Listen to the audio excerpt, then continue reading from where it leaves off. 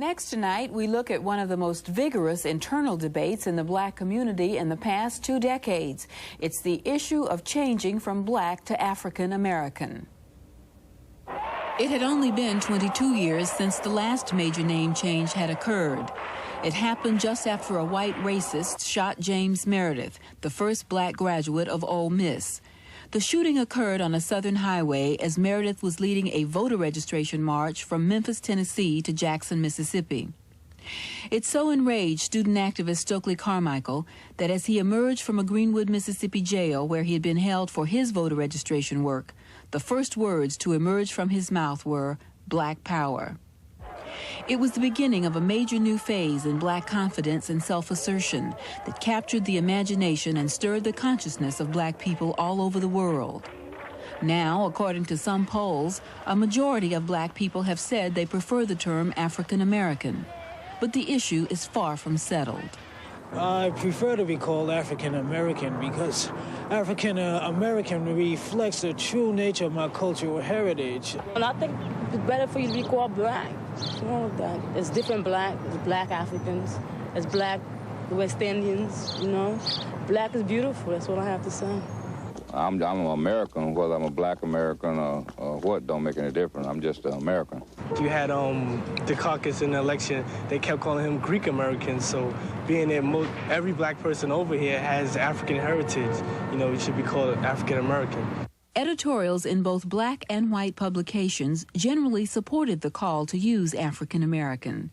The New York Times called it healthy archaeology, arguing that blacks may now feel comfortable enough in their standing as citizens to adopt the family surname American, and their first name, African, conveys a pride in cultural heritage that all Americans cherish.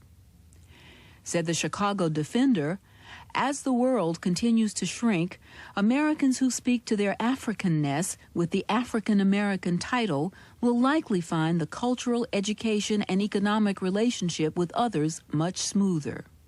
Opinion also varied among the guests we interviewed in our special Black History Month series.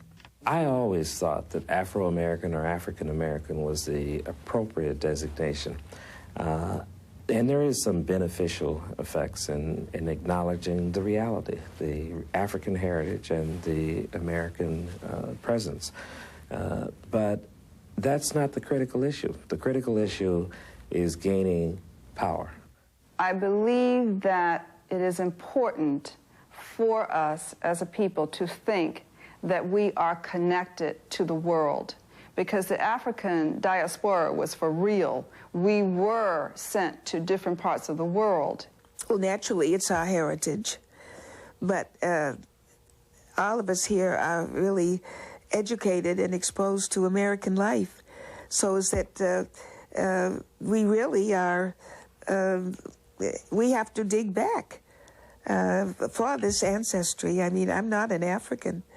It's a very complicated question. So rather than argue over it, let's not give up black, let's not give up Africa. So in all the work that I do, the essays I write, I use both interchangeably. For more on the story, we turn now to 4 other people with different views. Kwame Ture is an organizer with the All African People's Revolutionary Party, a group attempting to politically unite African people living in 113 countries all over the world. It was his call for black power in 1966, when he was known as Stokely Carmichael, that catapulted the term black into popular usage. Leon Winter is a copy editor for the Wall Street Journal, and last week wrote an article that appeared on the journal's op-ed page called "This African American Still Feels Black." J. Bruce Llewellyn is a businessman who owns the 8th largest Coca-Cola bottling company in the country. He also owns television station WKBW, an ABC affiliate in Buffalo.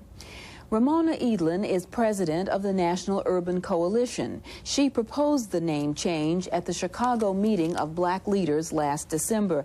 And to you, Ms. Edlin, the current initiative is largely your brainchild. Why is it important to use that term and not black? Charlene, we have an opportunity to renew values such as mastery and learning, the importance of the family, unity, which is of the utmost importance right now, at a time when our children couldn't be in more distress and turmoil, when we face a new century, and it's up to us to be sure that the problem of the 21st century is not also the problem of the color line, as Du Bois prophesied in 1903 this century would be. But how does how does African American affect all of that? Well, we see, going back to African cultural ties, to the land base that is our mother, as crucial in this process.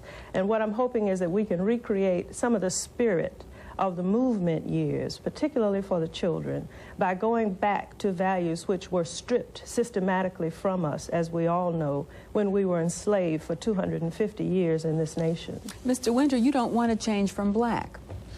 No, well, I don't disagree that it is important for us to be cognizant of where we come from and the depth of our history that began before slavery. I just don't see the particular need in calling for renewal of the movement to leapfrog over the 400-odd years of history and of proud accomplishments that we can point to and indeed need to reacquaint our children with here in this country first. So I believe that it is important to teach the children and to, in general, imbue Black America with a knowledge of where it comes from, but to focus this effort on claiming what is ours here as Americans, which is the country that we are citizens of and where we pay our taxes. Mr. Llewellyn, you prefer the term American. Well, I guess in all of my years on this earth, I've been called about 5 or 6 different things. I've been called black. I've been called Afro-American. Now we're talking about African-American. I've been called Negro. I've been called colored. And what strikes me as a continuous theme or theorem in all of this is the fact that we never have been called full citizens of the United States of America. And what I'd like to see accomplished once and for all is that we are considered as full citizens and have all the rights and privileges there too. All I see is that people in Russia, people in Poland, people in Nicaragua are all packing their bags and heading for the United States of America, feeling it's some kind of panacea or a great place to be, and there must be something here that brings all these people. All I'm saying to you is that I think it's a disgrace that we have been here for well over 200 years and we have not enjoyed these full benefits that a lot of people have come here generation after generation and gotten. And I think that's the key, that's where we ought to go. I'll be very honest with you, if I had my druthers, I wouldn't be worrying so much about whether you call me African American or not. I would like very much to see throughout this country, as other groups have put in museums called Holocaust, to see slavery museums. Museums which would show our suffering, our contribution over the years up until the year 1989 as to what we have done to give something to America. I think to try and leapfrog back and take youngsters in 1989 and tell them about our agrarian background in Africa is almost impossible at this point in time. The other problem with this is I listened to one gentleman on the thing say, well, during the campaign we talked about Michael Dukakis as being a Greek American. Well, Greek American pinpoints a country called Greece. African American does not pinpoint any country. It is a continent. And therefore, either you're going to play a game called European American or African American, or otherwise, again, we still haven't been able to refine ourselves down to where we come from, whether we come from Nigeria or Kenya. All right. Well, let me just go to Mr. Ture here. In the 1960s, as I said before, you were one of the ardent proponents of using the term black. How do you feel now about abandoning it in favor of African American? Well, I do not even use the term African American. I use the term Africans because that's what we are. We're Africans in America. There's nothing American about us. Our history has only been a history of struggle in America. We are the only ethnic group in America who have to shed our blood to make reform. To get the vote, we must shed our blood. To get our children to school, we must shed our blood. To get on a bus and sit where we want, we must shed our blood. To even get in a filthy 5 and 10 cent store, we must shed our blood. So I don't see how we could be American. We're Africans in America struggling against American capitalism. And only until it's destroyed will we enjoy the rights that everyone else is speaking of. Well, how do you respond to that, Mr. Llewellyn? Well, what he's trying to do is to change the name of the game or change the rules. And I haven't got time to change the rules. I've got to look at what is. I guess I'm more practical about this. Maybe the ideal panacea is to change the rules and make it all a kind of a equal socialistic state. But in the meantime, let's talk about what is. This is a capitalistic society. We are here. We are paying our taxes. We are doing work each and every day. And I think we have the right to participate. We have sent people to war since the revolutionary times and spilled our blood for America, from Crispus Attucks and the Revolutionary War all the way down through this Vietnam. So therefore, I want to get what you can construe as my piece of the action like everybody else has gotten. And it really annoys me to see people who haven't made this kind of contribution over the years come here and feel that they can claim it and get it. And we have done that. You have a response to that? Of course. In the first place, just because we're in just because we're in the capitalist system doesn't mean we must love it. We were made slaves. It doesn't mean that while you're a slave, you must love slavery. A conscious slave, while picking cotton on the plantation, is thinking about how to escape, how to bring freedom. Therefore, just because we're in capitalism doesn't mean we must enjoy it. We have to fight for an equal society. That's our history. Our people show that we spill blood instinctively to advance humanity. And we have this responsibility to advance America, yes, to a socialist state. You would seem to imply from your comment that capitalism is utterly inconsistent with Africa and Africans. It is. But I would posit that that's not true. If you look again at the nations of Africa, if you look at African people in every country of the world, especially in recent times, they essentially want things. They want products. They want the things that it's, at least up to this point, demonstrated that only capitalism, with its imperfections and with its inequities, which hopefully some people believe can still be tamed, people want things. And I don't somehow see a worldwide Pan-Africanism as also spelling the death knell for capitalism at the same time. It seems inconsistent. There are too many people who want cars in Lagos, Nigeria, last time I checked. The traffic jams are horrendous. I don't think we can solve that one right now, but let me just go back to Ramona Edelin, because both Mr. Winter and Mr. Llewellyn talked about how they don't think it's possible to leapfrog over a lot of history and go back. It's impossible to go back to the agrarian life, that you can't even pinpoint a place in Africa where black people come from, if I'm paraphrasing your comments correctly. How do you respond to that? Well, first of all, our culture and heritage in Africa entail far more than agrarian economies. Mathematics and science were born in Africa, philosophy and religion, and as well as that, we've been accomplished musicians and dancers for centuries. There's so much in our cultural heritage that we need to recoup right now, particularly for the children. And it is possible to leapfrog, as they put it. As a matter of fact, it's not only possible, it's necessary, because if you begin with slavery, then you will still have children looking in your eyes as they do in mine, in our cities and in the streets, and saying, what difference does it really make to you, to me, or to anyone else, whether I live or die, whether I take drugs, whether I kill another person, whether I learn anything in school? We have a responsibility.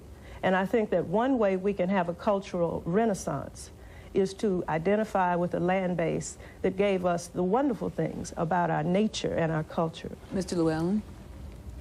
Well, that all sounds very nice and wonderful, but I invite you to take a look at Africa right now and today and look at the situation in Eritrea against Ethiopia and all the other things that have happened, Biafra with the Nigerians and what have you. That, in my opinion, is idealistic and not the gut of the problem. The gut of the problem is something called values. The gut of the problem is something called family. The gut of the problem is something called importance. What do we construe and believe to be important? I would submit that without a cultural offensive, without our unifying at this particular time and saying what we believe in and who we are and how we will train our children and what our families mean to us, that we will continue to have those same gut issues. That's precisely the point. We will continue unless we develop a cultural vehicle which will move us forward. All groups move forward by strength of their culture. It is a myth that individuals move forward. And certainly we cannot accept 2 or 3 of our group emerging year after year while the vast masses of us continue to go down. We have a responsibility. Let me raise a point back to you, Kwame Ture. When you launched this move that resulted in black being adopted as the defining symbol for African American people. Many people felt that it helped to purge them of all the negative feelings about themselves, that it really represented the first major psychological break. And you heard the woman in the tape talk about black is beautiful. I mean, that was the most positive affirmation of blackness by black people. What do you say to people now who say you simply cannot abandon the term that came to symbolize so much for black people? Human progress does not stand still. It moves. We came here as Africans. One of the first organizations we had fighting for us is known as the Free African Society. The very first independent organization we had in this country was the church. It was known as the African Methodist Episcopalian Church. So from Africans, our oppressor has changed us to colored, to Negro, to this, to that. We understand it's a step. Coming to black had a powerful point, because the point was that we were oppressed because of this color of our skin, and this was racism. But this fight is not just a fight over the color of our skin. A fight for power is a fight for land. When Mr. Llewellyn speaks about power, he's talking about land. Our land is Africa. America is not our land. It belongs to the American Indians, and we have a right to stand and take a moral struggle with them. And we don't worry about people being for things. People want things is incorrect. The point is not to explain the world. The point is to change it. If the people want material things, then we have a responsibility to tell them that things more important than material things, like freedom. Mr. Winter? Well, I can't claim to have been there, indeed, when black was coined, because I was somewhat in high school, and I was on the listening end as, indeed, you were doing the talking. But it's always been my feeling that black was more than the recognition of where our blood comes from. It has a lot to do with the experience of people of color in a larger sense under colonialism, whether it was external colonialism, let's say in the Caribbean, or the internal colonialism that we had to deal with here in the United States, rather than simply a statement of Africa.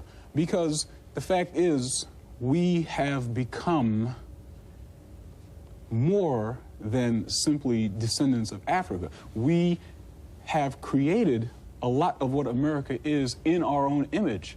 When you talk about this cultural-based offensive, I would rather see us claim American culture, which is not European culture. America does not mean white. American doesn't mean white. It means a combination of European and African and Asian and the rest of the cultures of the whole world. This is what America is. And if it denies the fact of what is African within it, then it's up to us to continue to assert that no, America does not mean white.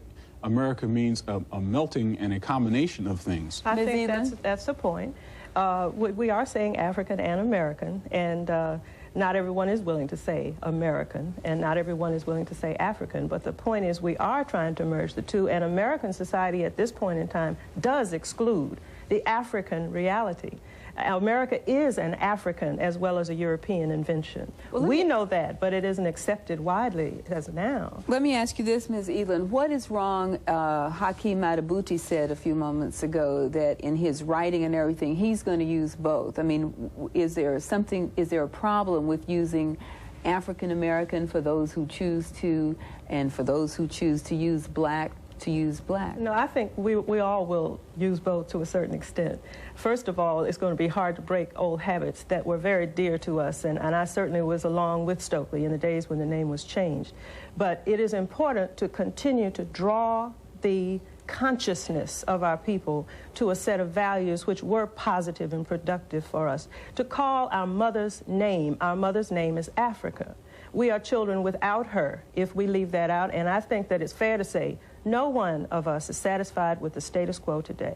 Well, it seems that Time magazine, in fact, has a piece on this week, and it says that for more than a century, descendants of freedmen have debated what name they should bear as a people, and in every instance, the shift in the change of appellation coincided with a new phase in the struggle for equality. Is that what's going on now, in your view, and what stage is this? Yes, and I think this is a point of evolution in our culture, and it's the stage right before we cross the threshold to the 21st century.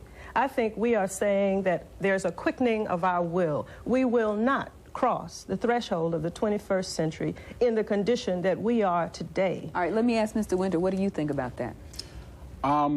I don't necessarily see this as a quickening, if you will, in that kind of direction.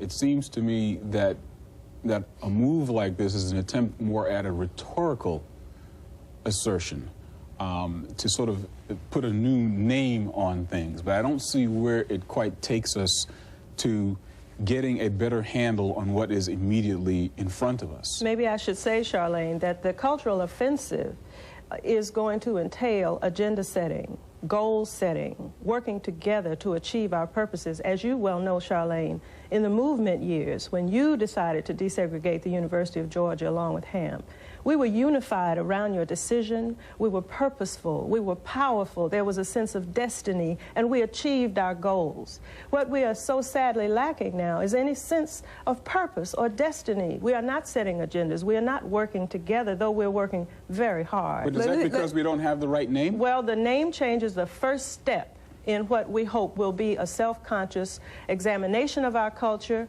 going back to our ancient as well as our contemporary strengths, and pulling together a vehicle which will be more useful to us than the one that we are now engaged in. If anyone is satisfied with the status quo, I'm not aware of it, particularly our children. Mr. Llewellyn, just very briefly, do you see this as a critical stage in the evolution of...